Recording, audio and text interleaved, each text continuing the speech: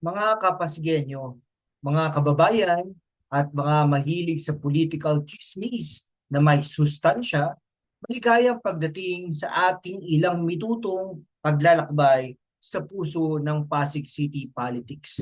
Ngayong halalang 2025, #halalan 2025, mainit ang labanan at ang mga pasabog ay parang fireworks sa plaza. Si Mayor Vico Soto, ang poster boy ng good governance, laban kay Sara Diskaya, ang businesswoman na nangangarap maging ate Sara ng Pasig. Pero teka, may British passport issue, may party list drama. At bakit parang teleserye ang eleksyong ito? Sumali na sa ating talakayan at huwag kalimutang i-hit ang subscribe button para sa mas maraming ganitong kwento. Kamusta mga kaibigan? Ako ang inyong gabay sa political jungle ng Pasig. At ngayon, pag-aaralan natin ang pinakabagong kabanata ng Vico Soto versus Sara Diskaya saga. Hindi ito basta chismis, ha? Ito ay isang malalim na pagsusuri sa katotohanan, sa batas, at sa drama ng 2025 elections. Kaya't maghanda na dahil sasagutin natin ang tanong, sino ang tunay na karapat-dapat sa Pasig? At bakit may usap-usapan tungkol sa isang British passport? Pero bago ang lahat, i-like mo muna itong video na ito at i-share sa mga kabarangay mo. Una sa ating agenda, ang disqualification petition ni Pacifico Curly Diskaya II laban kay Mayor Vico Soto. Mga kaibigan, noong Enero 28 sa taong kasalukuyan, isinampa ni Curly, ang asawa ng kalaban ni Sara Diskaya, ang petisyon sa COMELEC. Ano ang dahilan? Sabi daw, nagkalat si Vico ng misinformation tungkol sa St. Timothy Construction Corporation. Pero teka. Ano nga ba itong St. Timothy? At bakit parang pareho lang ang sinasabi ni Vico at ng COMELEC chairman mismo? Huwag kang magpapaloko, Pasig. Ang petisyon ibinesura ng COMELEC ng mas mabilis pa kaysa sa traffic sa C5. Curly, masakit yan. Pero hindi rin natatapos ang kwento. Sa isang social media post, nagpasabog si Vico. Sabi niya, kung tutusin, ako pa nga ang may grounds para i-disqualify ang kalaban ko. Ano ibig sabihin nito? Ayon kay Vico, si Sara Diskaya umano'y gumamit ng British passport ngayong 2025 matapos mag-file ng Certificate of Candidacy. Mga kaibigan, sa ilalim ng Philippine Election Law, ang paggamit ng foreign passport ay itinuturing na act of allegiance sa ibang bansa. At, at kapag ginawa mo yan, pagkatapos mag-file ng COC, ay Sara, parang red flag yan sa COMELEC. Parang pelikula ito, mga kaibigan. Si Vico, ang knight in shining armor ng good governance, at si Sara na parang kontrabida na may plot twist. Pero teka, bakit hindi nag-file ng disqualification si Vico kahit may ebidensya siya? Sabi niya, gusto niyang wakasan ang traditional na politika ng disqualifikasyon at dumi. Mayor Vico, ikaw na nga. Pero ang tanong, tama ba ang desisyong ito o masyado lang siyang mabait? Ngayon, kilalanin natin ang kalaban ni Vico, si Sara Diskaya, ang businesswoman at philanthropist na nangangarap maging mayor ng Pasig.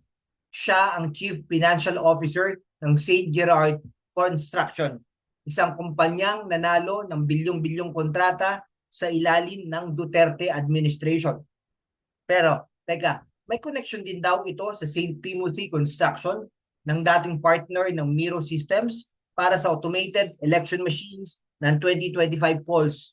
Aba, Sara, ang lalim ng connection mo. Ayon kay Vico, pareho ang address ng incorporators at incorporators ng dalawang kumpanya. At sino ang mga pangunahing tauhan? si Sara at ang asawa niyang si Curly. Kaya naman, noong Oktubre 2024, nagtaas ng bandera si Vico sa COMELEC na nagsasabing may conflict of interest.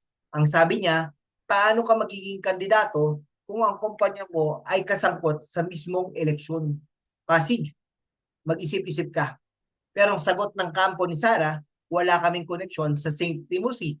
Nako Sara, parang denial yan sa teleserye. Sa kabilang banda, si Sara ay nangangako ng malalaking proyekto. Hospital, housing, transport terminals. Sabi niya, masyado daw nakatutok si Vico sa good governance kaysa sa healthcare at education. Pero teka, kapag ang kumpanya mo ang gagawa ng mga proyektong yan, hindi ba conflict of interest din yan? Pasig, mag-ingat sa mga pangako. At heto pa ang isa, pangpasabog. Si Curly Discaya ay second nominee ng Pinoy Ako at hikain ng Katudugo at Obrero Party List. At ang first nominee, si Christian Cruz, kapatid ni Sara.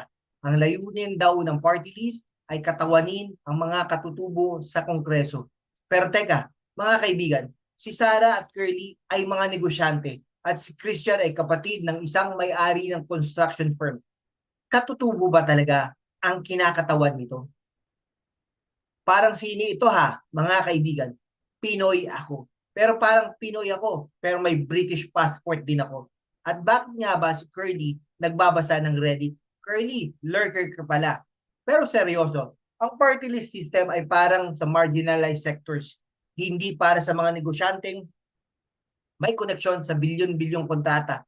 Anong masasabi sa COMELEC dito? Si Vico Soto, mga kaibigan, ay kilala sa kanyang good governance. Mula nang maupo noong 2019, naging mas transparent ang pamahalaan ng Pasig. Pinahusay niya ang social services, binawasan ang corruption, at naging pinagkakatiwalaang mayor sa Metro Manila ayon sa isang survey. Pero hindi siya perfecto ha. May mga nagsasabi masyado siyang nakatutok sa clean politics kaysa sa malalaking proyekto tulad ng mga ospital. Vico, paano mo sasagutin yan?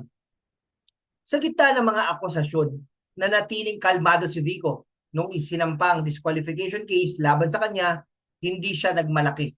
Sa halip, ibinunyag niya ang tungkol sa British passport ni Sara. Pero hindi niya ito ginamit para disqualify siya. Sabi niya, gusto niyang ipakita na tapos na ang trapikong politika sa Pasig. Vico, ikaw na nga ang MVP ng prinsipyo. Pero ang tanong, sapat ba itong paninindigan para manalo sa 2025? Pero hindi lang disqualification ang labanang ito. Labanan dito ha, may smear campaign din. Isang video ang pumasok online kung saan isang PWD ang nagsabing hindi siya natulungan ni Vico at boboto raw siya kay Sara Discaya. Pero teka, ang lokasyon ng interview sa compound daw ng St. Gerard Construction. Ang sabi ng kampo ni Sara, bukas daw ang bahay nila sa mga bisita. Nako, Sara, parang script yan ng teleserye. Ang DSWD at netizens galit na galit at sinabing ginamit ang isang vulnerable person para sa politika. Sa social media, mainit ang suporta kay Vico mula sa viral hug ni isang Pasigueño sa ulan hanggang sa mga netizens na nagsasabing si Vico ang tunay na leader ng Pasig. Parang landslide ang suporta, pero may mga sumusuporta rin kay Sara, lalo na ang mga nangangarap ng malalaking proyekto. Ang tanong, sino ang mananaig sa Mayo 12 sa taong kasalukuyan? Mga Kapasigenyo, ang labanang ito ay hindi lang tungkol kay Vico Soto o kay Sara Discaya. Ito ay tungkol sa kinabukasan ng Pasig, tungkol sa transparency, integridad at tunay na serbisyo. Si Vico ba ang magpapatuloy ng kanyang good governance o si Sara ba ang magdadala ng bagong direksyon? Ikaw, ano ang masasabi mo? I-share mo yan sa comments at huwag kalimutang i-subscribe ang channel natin. #WalkWithLan para sa mas maraming pagsusuri. Mga kababayan, mga Kapasigenyo, kung nagustuhan mo ang ilang minutong deep dive natin, i-hit ang like button, i-share sa mga kaibigan mo, at i-subscribe na ang hashtag #WalkWithLan. Magpapadala kami ng mas maraming content tungkol sa halalan 2025, hashtag halalan 2025. Kaya't maging bahagi ng ating komunidad. At sa mga botante ng Pasig, magsaliksik, mag-isip, at pumili ng maayos. Ang kapangyarihan ay nasa inyong mga kamay. Pasig, kaya natin ito. Salamat sa panonood at hanggang sa susunod na video, kaibigan.